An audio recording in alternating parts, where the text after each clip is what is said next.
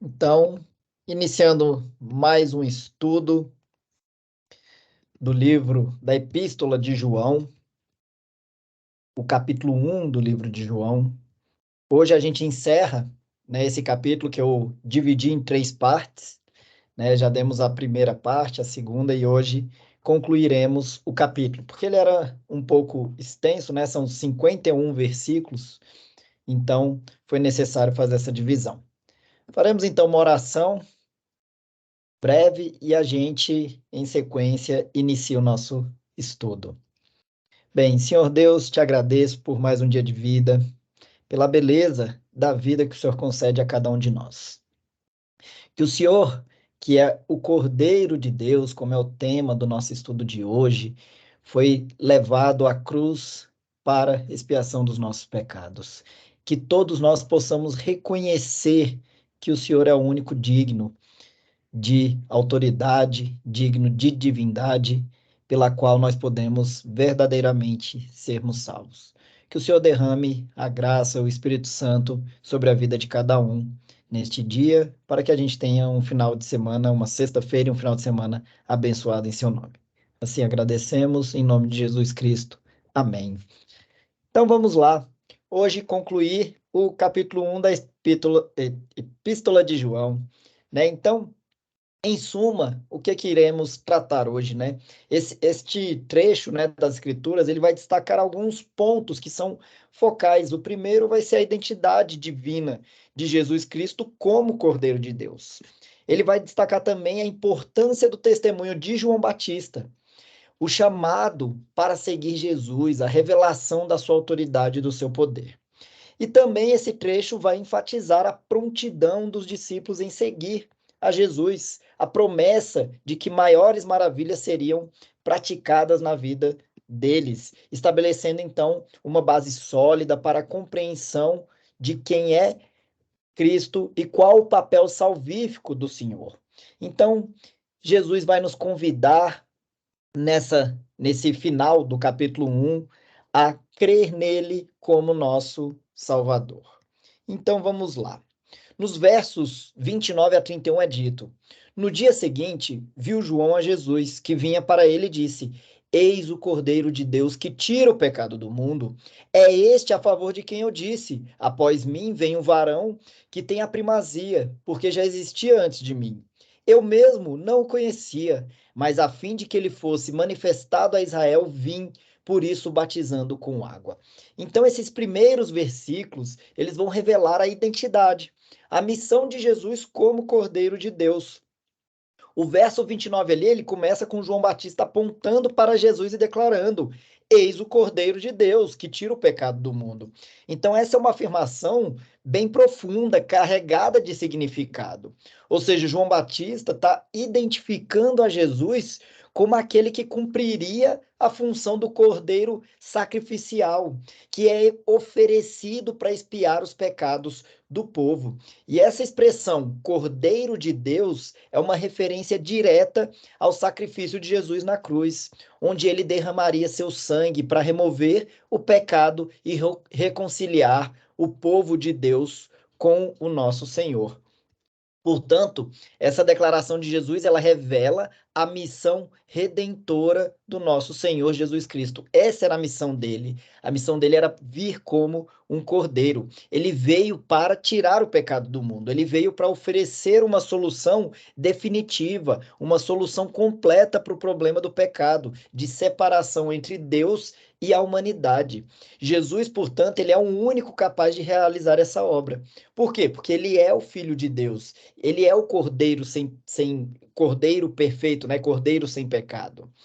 E aí no verso 30, João Batista declara, Após mim vem um homem que tem a primazia, porque já existia antes de mim. Então isso daí revela o que? A preeminência, a divindade de Jesus. Então, embora João Batista tenha nascido antes de Jesus como filho do homem, como filho de Deus, a superioridade de Cristo, a posição única dele como Salvador, é revelada pelo próprio João Batista. E aí no verso 31, João vai falar: né, ele vai esclarecer aqui o propósito do batismo dele. Eu não o conhecia, mas para que ele fosse manifestado a Israel, vim batizando com água. Então, o batismo de João, ele tinha como objetivo preparar o caminho para Jesus, para manifestá-lo a Israel, ao povo de Israel, para que eles compreendessem, olha, esse é o Messias. Então, João, ele vai reconhecer que o ministério dele de batismo era apenas uma preparação para o ministério e a revelação de Jesus como Messias. Lá em Isaías, no capítulo 53, né, ele é um capítulo, inclusive, que é chamado de Cântico do Servo Sofredor. Né? Então, nesse cântico em Isaías 53, o profeta Isaías, o que ele faz? Ele descreve o sofrimento, ele descreve como foi a morte vicária do servo de Deus, e é uma profecia messiânica, que é cumprida na pessoa de Jesus Cristo.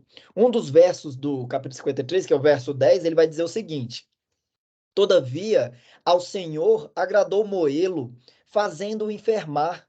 Quando der ele a sua alma como oferta pelo pecado, verá a sua posteridade e prolongará os seus dias, e a vontade do Senhor prosperará nas suas mãos. Então, aqui nesse verso, nós somos informados que foi do agrado do Senhor moer, afligir o servo sofredor que é Jesus. Então, aqui a expressão fazendo enfermar vai se referir ao sofrimento, à dor que Jesus experimentou durante a sua crucificação. Ele foi maltratado, ele foi ferido, ele foi humilhado. Ele suportou todos os pecados e dores da humanidade.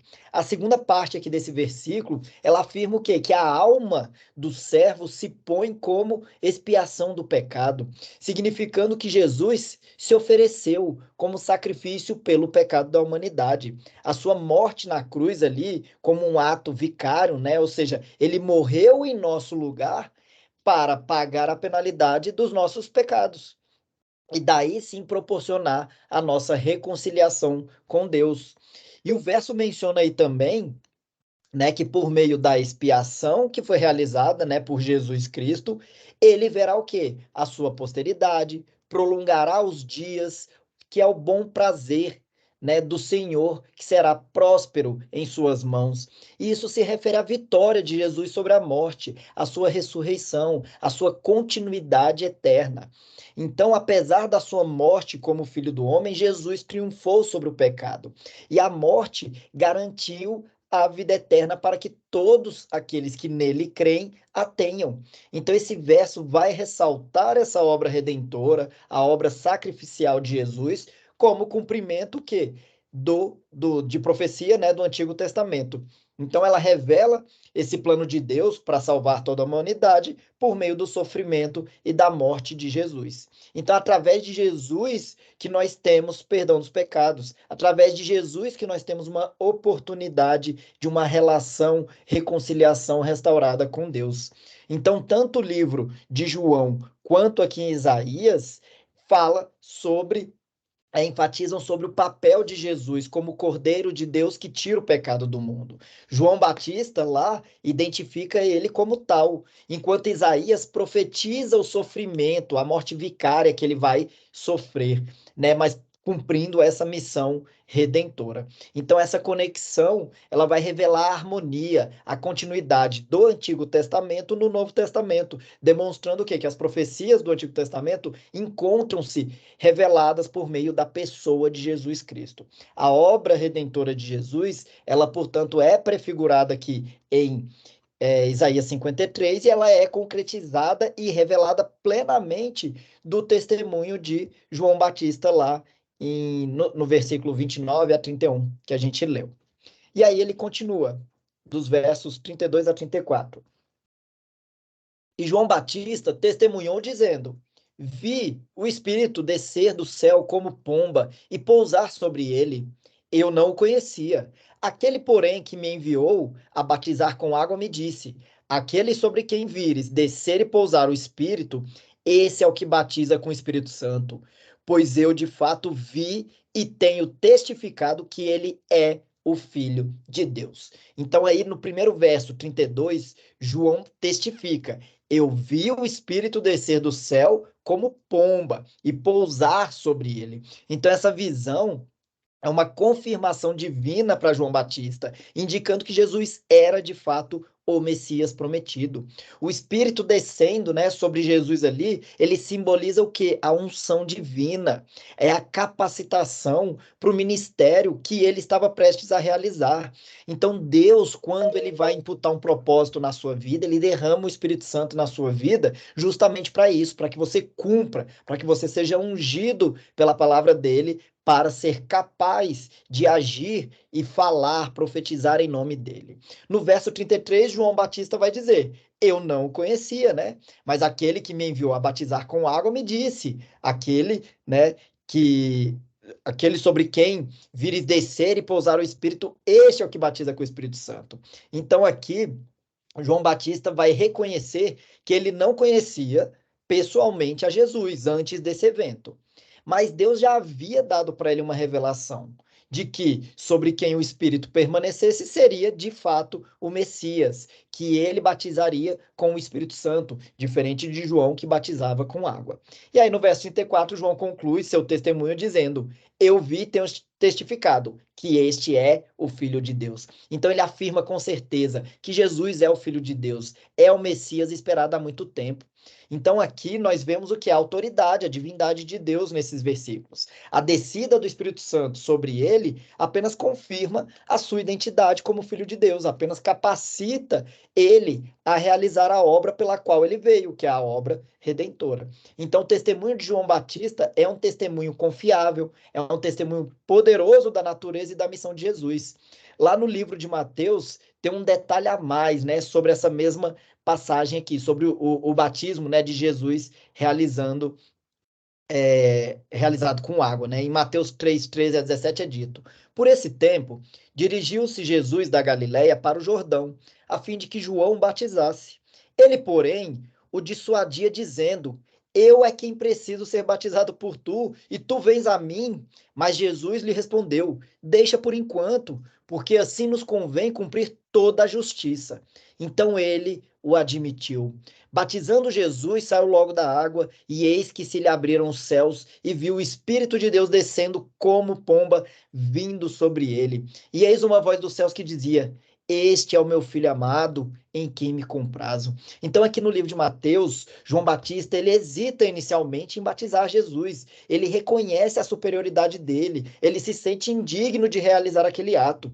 No entanto, Jesus insiste e diz a João: é necessário cumprir toda a justiça. Então João vai e batiza Jesus no Rio Jordão. E após ali o batismo, né, o Espírito Santo desce sobre Jesus como forma, né, simbolizada por uma pomba, e assim, né, uma voz é dita do céu, né, este é o meu filho amado, em quem me comprazo. Então essa voz é a confirmação divina da identidade de Jesus como filho de Deus. Então tanto Mateus quanto João, eles vão destacar, né, esse batismo de Jesus e a manifestação do Espírito Santo sobre Cristo. Então, o batismo de Jesus ele é crucial no ministério dele. É ele que marca o início público da sua obra redentora. Agora, alguém saberia informar, né, o que significa quando é dito aqui, quando Jesus diz: Deixa por enquanto, porque assim nos convém cumprir toda a justiça. O que significa esse cumprir toda a justiça? Quando Jesus afirma, né, que o batismo era necessário para cumprir toda a justiça, ele estava se submetendo à vontade de Deus. Ele estava demonstrando a obediência perfeita ao nosso Senhor. Então, o batismo de Jesus, embora ele, né, não tivesse nenhum tipo de pecado, ele simboliza a sua identificação com a humanidade pecadora, e a disposição dele de cumprir a sua missão redentora. Então, o batismo de Jesus, ele estava em harmonia com a justiça de Deus, porque ele estava inaugurando o ministério público dele, ele estava se preparando para enfrentar a cruz. Então, esse batismo representa um passo importante no caminho de Cristo para cumprir a vontade de Deus e para redimir a humanidade do pecado. Então, essa frase aí, para se cumprir toda a justiça, destaca a importância do batismo de Jesus como um ato de obediência, como parte integral, né, integrante ali do próprio plano divino redentor. Então Jesus se submeteu a ele para cumprir completamente a vontade de Deus e aí sim estabelecer a base para a salvação e expiação dos nossos pecados. E aí continua João 35 a 37. No dia seguinte, estava João outra vez na companhia de 2 dos seus discípulos. E vendo Jesus passar, disse: Eis o Cordeiro de Deus. Os 2 discípulos, ouvindo dizer isto, seguiram Jesus. Então, essa declaração, eis o Cordeiro de Deus, é justamente esse testemunho central da pregação de João Batista, sobre a identidade de Jesus e sobre a missão de Jesus. Então, ali, quando os 2 discípulos de João ouvem essas palavras, eles começam a seguir Jesus. Esses discípulos eram André e o outro discípulo, né, possivelmente foi o próprio, né, pode ter sido o próprio autor do evangelho aqui de João, né, mas não é mencionado. André é mencionado posteriormente, por isso que a gente tem essa certeza. Então, eles estavam dispostos ali, disponíveis a deixar João Batista e a seguir Jesus. Por quê? Porque ambos reconheceram ele como o Messias esperado. Então, Jesus, ali no final, percebe que os 2 discípulos estão seguindo a ele. E ele vira e pergunta: o que vocês estão buscando?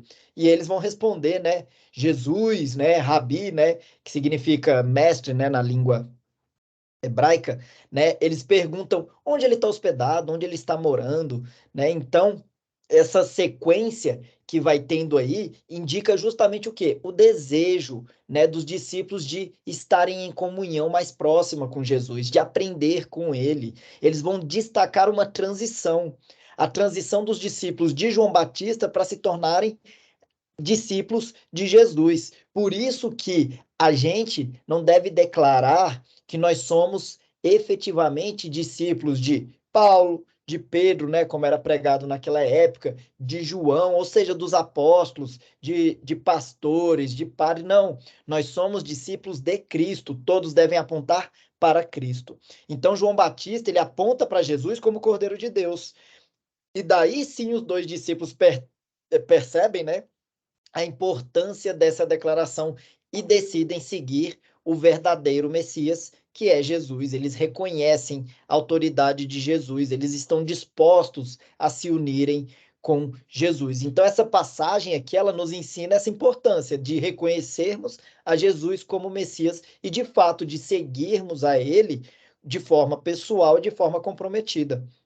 Então, essa prontidão de Jesus em receber aqueles que o buscam, ela é necessária. Então, quando os discípulos perguntam onde ele está ali hospedado, Jesus convida: venha se juntar a mim, revelando que é o desejo dele, de ter comunhão, de ter intimidade com cada um.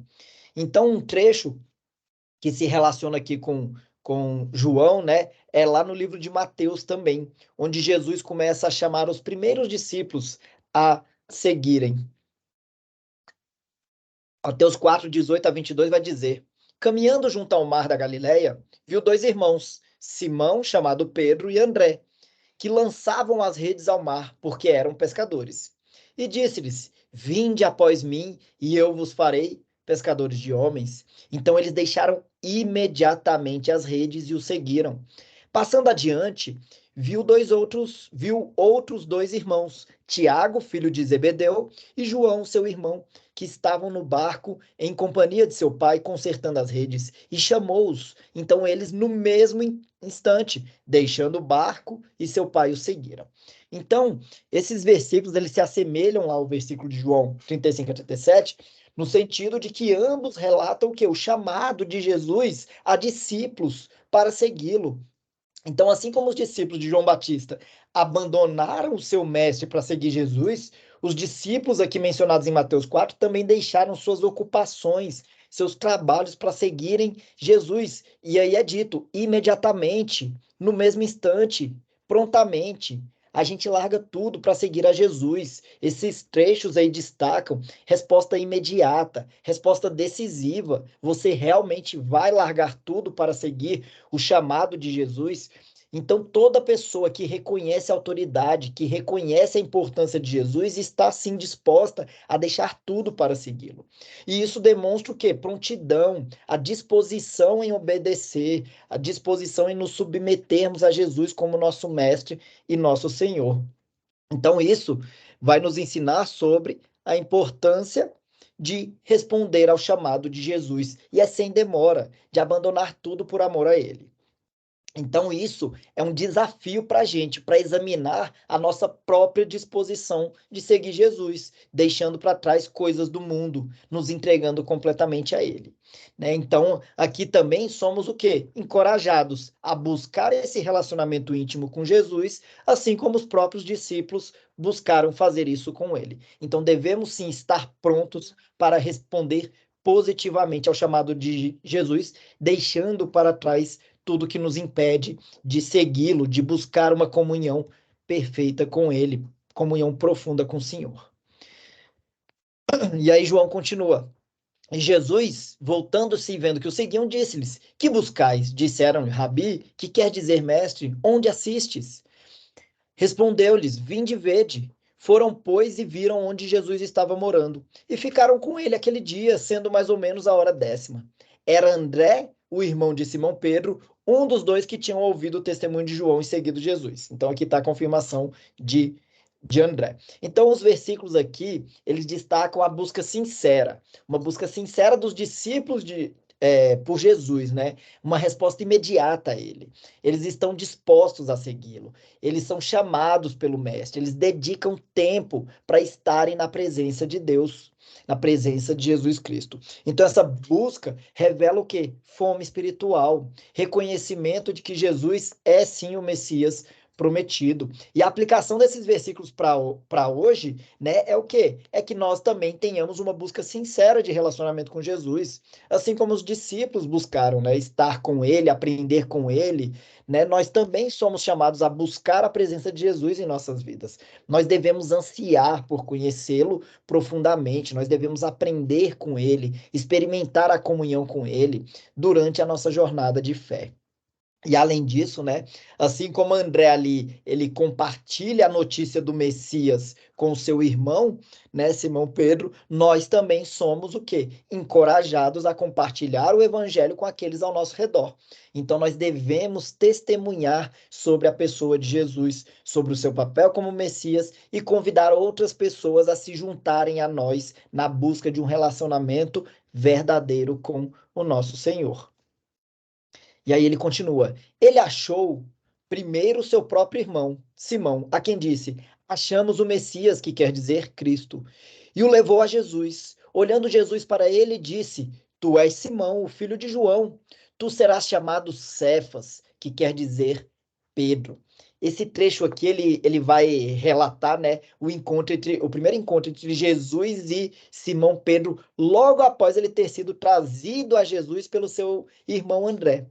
Então, no primeiro verso ali, 41, André encontra seu irmão Simão, né, e diz para ele: Nós achamos o Messias, né? Olha a alegria. André compartilha entusiasmo, a descoberta de que Jesus, o Messias prometido, foi verdadeiramente achado. Então, essa declaração, ela vai despertar uma curiosidade, vai despertar o interesse de Simão. E aí, André leva Simão até Jesus. Quando Simão se aproxima, Jesus declara para ele: Tu és Simão, é filho de João. Tu serás chamado Cefas. Então, nessa declaração, Jesus atribui um novo nome a Simão, né, que é Pedro, que significa o quê? Pedro, rocha, significa pedra. Então, essa mudança de nome, ela simboliza o quê? Transformação. É uma transformação que vai ocorrer na vida ali de Simão ao se tornar discípulo de Jesus. Esses versículos, eles destacam a importância do testemunho pessoal, a influência de outros na jornada de fé. Você vê que foi André quem chamou Simão a conhecer a palavra de Deus, a conhecer o próprio Messias. Então, ao André ali compartilhar a notícia do Messias com Simão, abre-se o caminho para que Simão também encontre Jesus.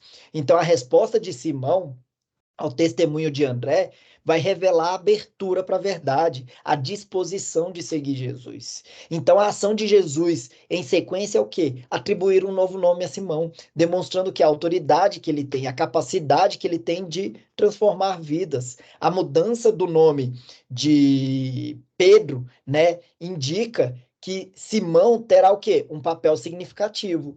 Um papel significativo na construção do reino de Deus. Assim como uma rocha, né? Que é o significado do nome dele, uma rocha é firme, uma rocha é sólida.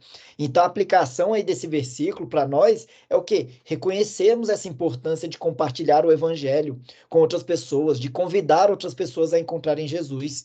Assim como André influenciou seu irmão a conhecer Jesus, nós podemos influenciar, nós podemos impactar pessoas ao nosso redor por meio do nosso testemunho, compartilhando a mensagem de Cristo, não a nossa mensagem. Então, o impacto não é, não, a mensagem do Douglas é essa. Não, a mensagem de Cristo é que é essa.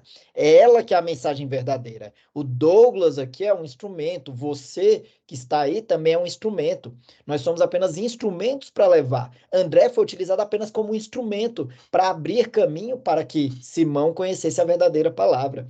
Então, esses versículos também nos lembram que ao encontrarmos com Jesus, nós somos transformados, nós recebemos uma nova identidade. Assim como Simão se tornou Pedro, né, um discípulo, um apóstolo de Jesus, quando encontrou com o Senhor, nós somos chamados a deixar para trás a nossa antiga natureza, a nos tornar pessoas transformadas, pessoas comprometidas com o propósito de Deus. Então, quando Jesus destaca ali que Pedro significa pedra, lá no livro de Mateus também, a gente tem um pouquinho mais de detalhes sobre isso, onde é dito: também eu te digo que tu és Pedro, e sobre esta pedra edificarei a minha igreja, e as portas do inferno não prevalecerão contra ela. Então, a conexão entre esses versículos de João e de Mateus está na mudança do nome, né? De Simão para Pedro, ou Cefas, né? Em ambos os relatos aqui. Então, em João, Jesus atribui a Simão o nome Pedro, enquanto aqui em Mateus, Jesus reafirma esse nome, mas ele acrescenta algo, um detalhe, que ele edificará sua igreja sobre a pedra, que é o próprio Pedro. Então, essa relação ressalta a importância de Pedro na obra de Jesus. Ambos os versículos têm uma promessa, a promessa de que Pedro terá um papel fundamental na construção do reino de Deus. Ele será participante disso. Ele se tornará uma figura-chave na liderança da igreja. Além disso, a menção ali pedra, né, aqui em Mateus, ela tem implicações simbólicas um pouco mais amplas do que em João. A pedra aqui, ela se refere à confissão de Pedro de que Jesus é o Cristo, é o Filho de Deus vivo. Então, essa confissão de fé é o fundamento sobre o qual a igreja é construída. É dessa forma que a gente deve estabelecer. Quando a gente trata sobre confissão de fé, a gente deve assinar embaixo, por assim dizer, de modo simbólico. Ou seja, a gente deve declarar aquilo que a gente realmente acredita e a gente deve defender isso. Esta é a verdade essencial que sustenta e que fortalece a comunidade daqueles que seguem a Jesus Cristo. A comunidade deve confessar fielmente: Jesus é o Messias, Jesus é o Salvador. Então, aqui essa passagem de Mateus, ela destaca esse papel central, né, da fé em Cristo como o fundamento da comunidade de todos os crentes. E esses versículos vão nos lembrar que a obra de Jesus, ela não é apenas individual, mas ela é coletiva. Ela envolve a formação e o crescimento da igreja como um todo. Por isso que nós devemos nos relacionar em comunidade.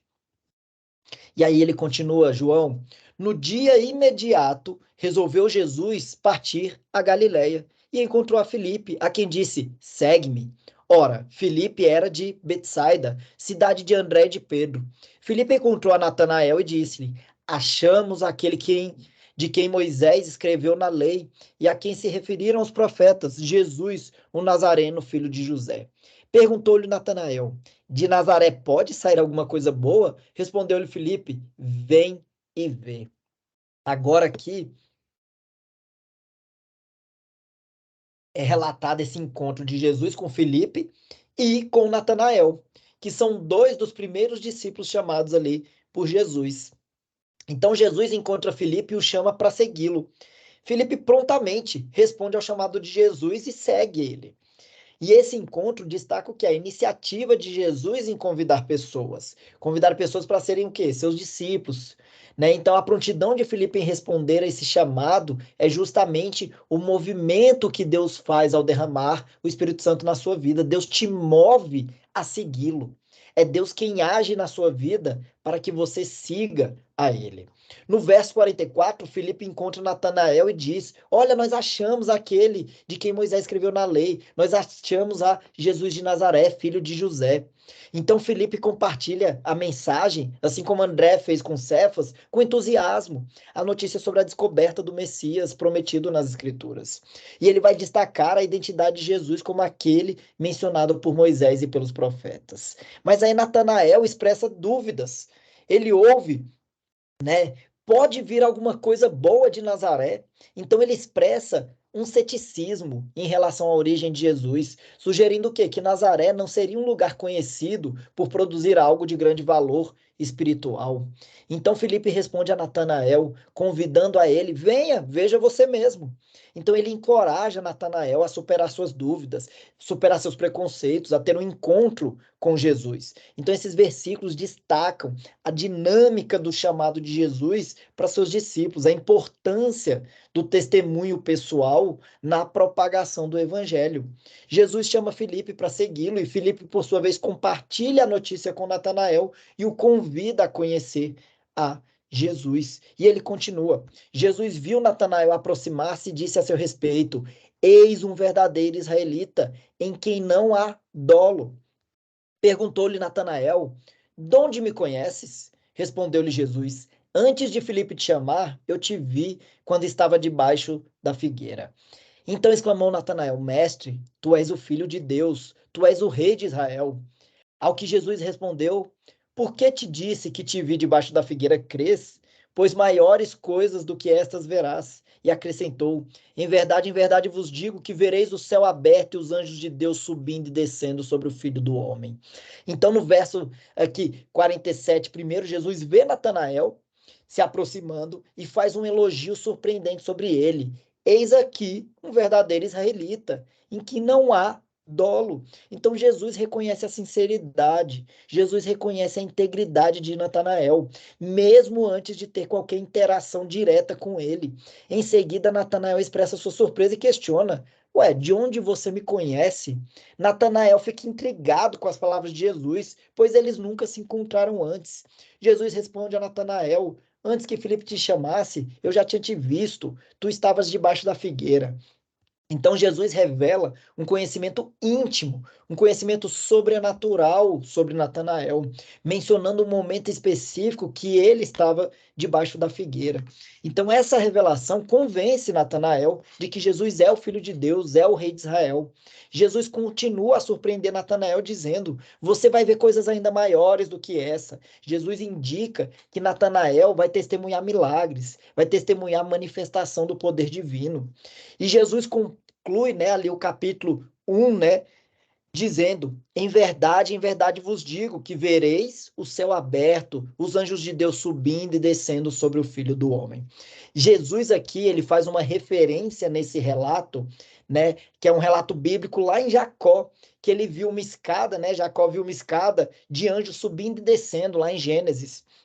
Então, ele se apresenta como o elo entre o céu e a terra, como o filho do homem. É dessa forma que Jesus se apresenta a nós, que ele é digno de adoração desse serviço. Vamos ler lá Gênesis, para a gente entender. Gênesis 28:12 diz: E sonhou, né? Aqui é Jacó que sonhou. Eis posta na terra uma escada cujo topo atingia o céu, e os anjos de Deus subiam e desciam por ela. Então, aqui em Gênesis, que menciona a visão de Jacó dessa escada com o anjo subindo e descendo, essa visão é uma figura simbólica da comunicação entre o céu e a terra. E Jesus, ao se referir a ela, afirma que ele é a ligação divina entre os céus e a terra. Outra relação, ela pode ser feita lá no livro de Zacarias, Zacarias 3:8, que diz: Ouve, pois, Josué, sumo sacerdote, tu e teus companheiros que se assentam diante de ti, porque são homens de presságio. Eis que eu farei vir o meu servo, o renovo. Então, o sumo sacerdote Josué, ele é descrito como um sinal, como uma pedra que coloca diante, que Deus, né, coloca diante ali de Josué. Então, essa passagem aqui de Zacarias aponta também para o papel messiânico de Jesus como verdadeiro sumo sacerdote. Né? Então, Jesus, ele tinha três papéis. Ele tinha o papel de rei, ele tinha o papel de sumo sacerdote, ele tinha o papel de profeta. Então, os reis que vieram antes dele, Davi, Salomão, todos eles pecaram, mas ele não, é o rei perfeito sem pecado. Os profetas que vieram antes dele, Isaías, Zacarias, Moisés, também pecaram, mas ele veio como profeta perfeito. Os sumos sacerdotes que vieram antes dele, como Josué, também pecaram, mas ele veio como sumo sacerdote, né, do reino que é dito, né, da descendência de Melquisedeque, ou seja, de uma descendência do céu. Então, aqui tudo vai apontar nesse versículo para o papel messiânico dele como sumo sacerdote, que intercede em favor do povo. Essa era a função do sumo sacerdote. Como profeta, Jesus veio para falar sobre Deus, porque ele próprio é Deus.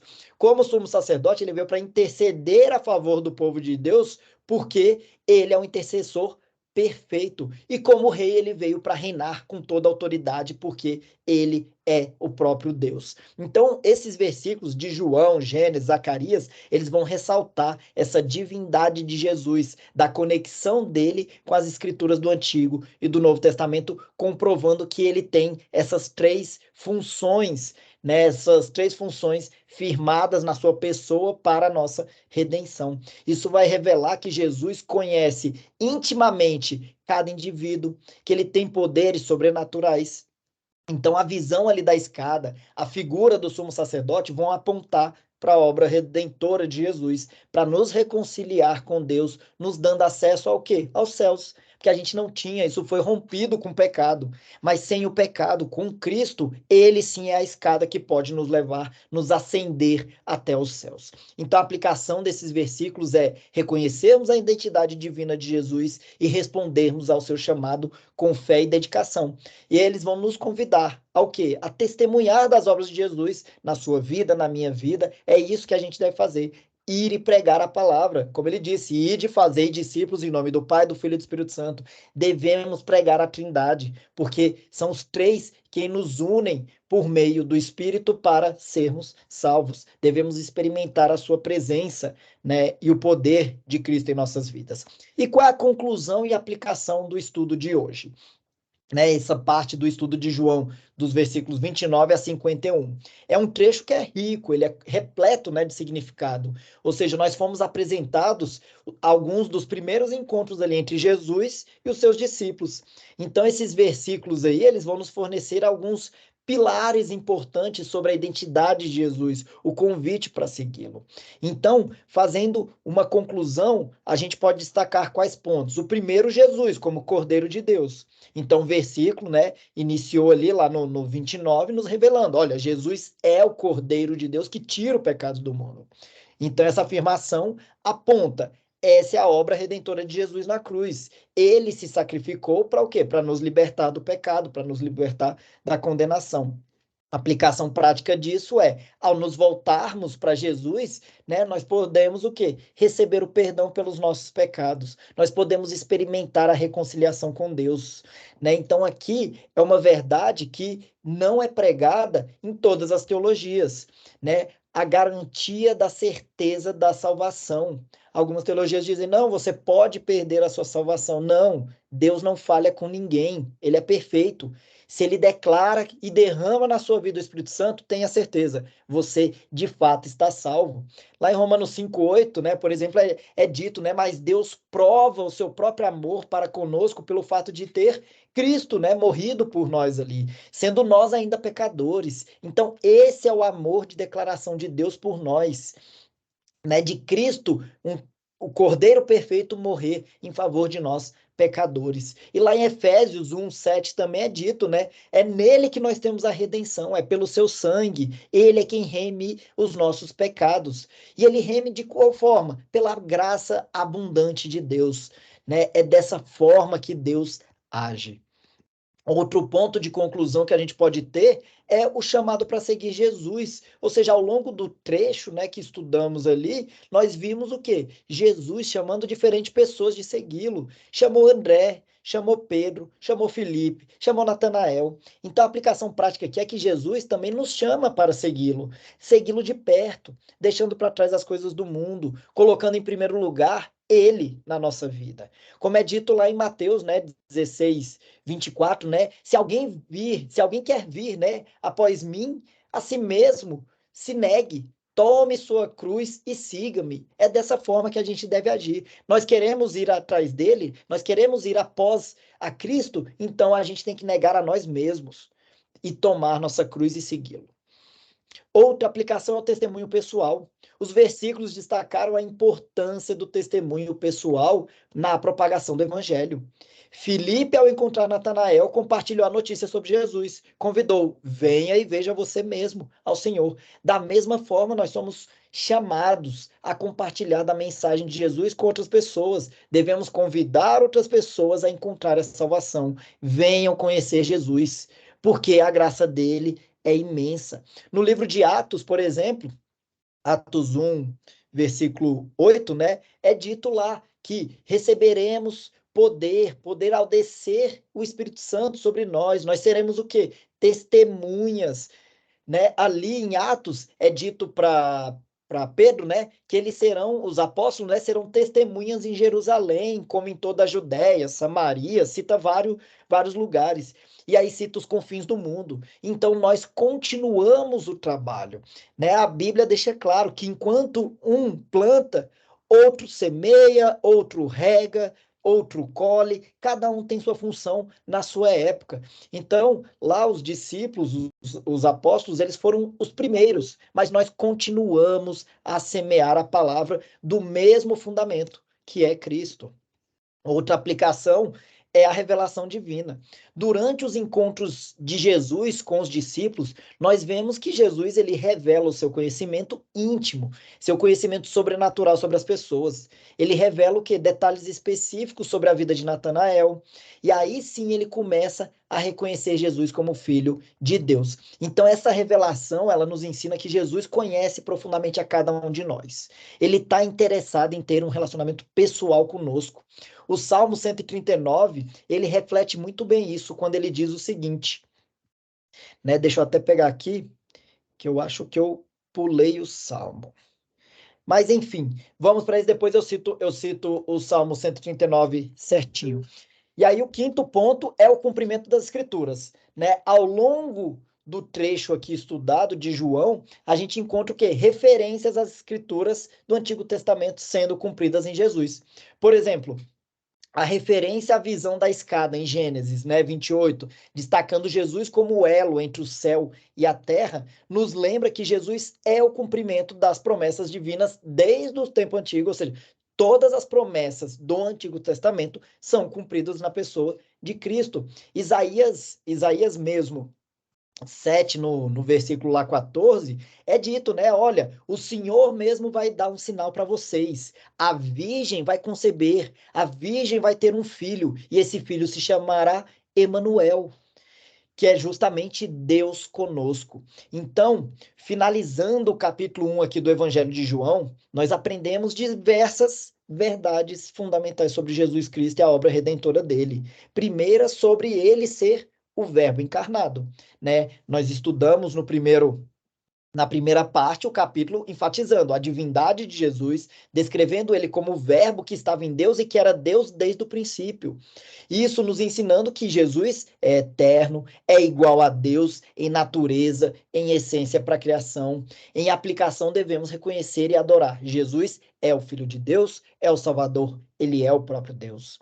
E o capítulo ainda vai destacar, o capítulo 1, que Jesus é o que? A nossa luz. Ele é a luz que veio ao mundo para iluminar a escuridão do pecado, a ignorância espiritual. Isso vai nos ensinar que por meio de Jesus, sim, nós podemos encontrar a verdade, a sabedoria e a libertação do pecado. Devemos buscar a luz de Jesus em nossa vida e rejeitar as trevas do pecado.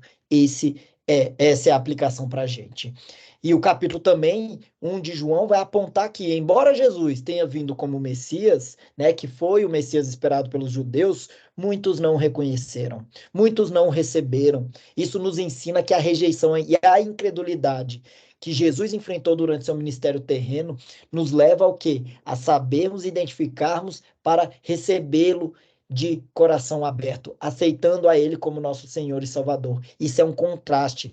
ou você rejeita, ou você adora a Cristo. Não tem um meio termo, tá? Não é você pensar que a qualquer momento você decide. Não, você tem que decidir hoje escolhê-lo.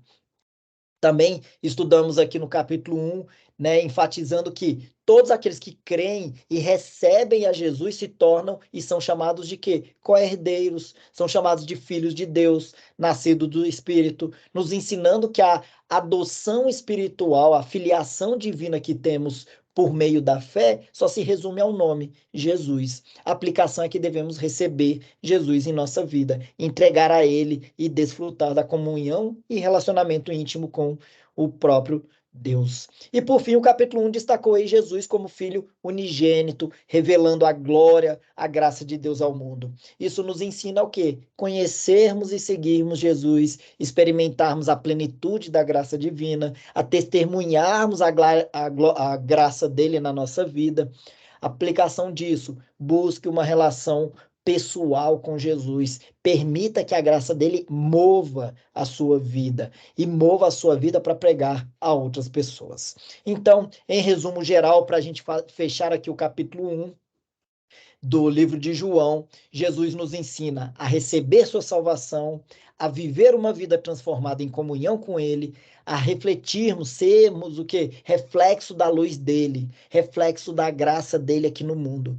Por isso que o nosso Senhor Jesus Cristo deixa claro na mensagem, agora sim, lá do Salmo 139, que eu havia citado, que é isso daqui: Senhor, tu me sondas e me conheces, sabes quando me assento e quando me levanto, de longe penetras os meus pensamentos, esquadrinhas o meu andar e o meu deitar e conheces todos os meus caminhos. Ainda a palavra que não chegou à língua e tu, Senhor, já a conheces toda. Por quê? Porque Cristo conhece a cada um de nós, ele sabe sobre a vida de cada um de nós. Então, ele declara no livro de João, capítulo 14, verso 6. Eu sou o caminho, a verdade e a vida, ninguém vem ao Pai senão por mim. Ele declara: não há outra maneira de alcançar a salvação, não há outra maneira de ter acesso ao Pai, não há outra maneira de chegar à vida eterna, exceto através dele. Jesus enfatiza a importância de nele crer